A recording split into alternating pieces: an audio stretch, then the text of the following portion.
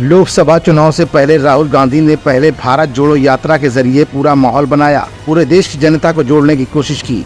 उसके बाद चुनाव के ऐन मौके पर जातीय जनगणना का मुद्दा उठाकर कांग्रेस ने अपनी सोई हुई सियासत को जगाने का काम किया और आखिरकार जातीय जनगणना जैसे मुद्दे पर कांग्रेस को कहीं न कहीं अप्रत्याशित रिजल्ट्स भी हासिल हुए।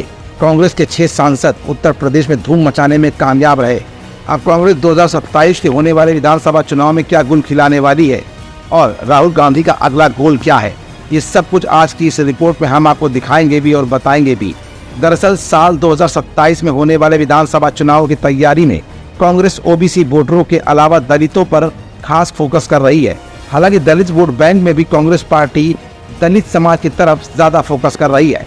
हाल ही में राहुल गांधी रायबरेली के नसीराबाद क्षेत्र के पिशवरिया गांव में अर्जुन पासी के परिवार से मिलने पहुंचे, तो इससे उनकी ये रणनीति खुलकर सामने भी आने लगी है। कांग्रेस सामाजिक न्याय के एजेंडे के साथ ही जाति आधारित घोलबंदी कर सियासी बिसात बिछाने में जुट गई है। दलित संवाद और दलितों के साथ सहबोझ में भी इस बिरादरी को साधने की पूरी कोशिश के तौर पर कांग्रेस की इस प्रक्रिया को देखा जा सकता है। राजनीतिक जानकार मानते हैं कि 2024 के लोकसभा चुनाव में पासी समुदाय के वोटों ने ही बीजेपी का खेल बिगाड़ने में अहम रोल अदा किया था। रायबरेली और अमेठी में मिली कांग्रेस की जीत में पासी वोटरों की काफी निर्णायक भूमिका भी रही थी।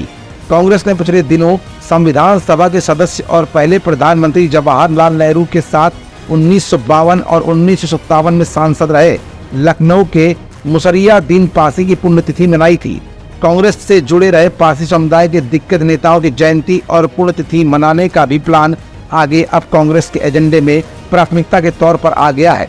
इसके पीछे की सबसे बड़ी वजह यह है कि उत्तर प्रदेश में दलितों में जाटव के बाद दूसरे नंबर पर पासी जाति आती है। मध्य यूपी में इनका सियासी प्रभाव सबसे ज्यादा है। सीतापुर, रायबरेली, बाराबंकी के साथ साथ मध्य यूपी के तमाम जिलों में पासी समाज के निर्णायक वोटर भी हैं। राज्य में भले ही 3% के करीब पासी समुदाय हो, लेकिन दलित समुदाय में 16% उनकी हिस्सेदारी है। यूपी में इस बार 8 पासी समुदाय के सांसद चुने गए। पासी समाज के लोगों का दावा है कि प्रदेश की 403 विधानसभा सीटों में से 100 से ज्यादा सीटों पर उनका प्रभाव है। इनमें से 50 से ज्यादा सीटों पर वो निर्णायक हैं। दलित समाज की राजनीति करने वाले पुरोधा के तौर पर मायावती और चंद्रशेखर आजाद की अगर बात की जाए तो वो जाटव समाज से आते हैं। कांग्रेस के प्लान में जाटव समाज से अलग हटकर गैर जाटव दलित यानी पासी समाज को साधने की मुहिम अब पूरी तरह से छिड़ चुकी है।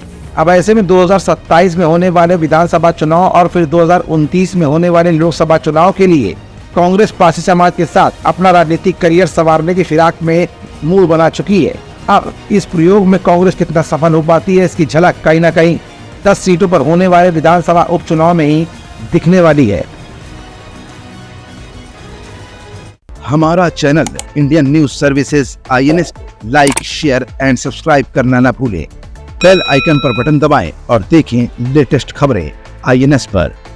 INS, हर भारतीय की आवाज।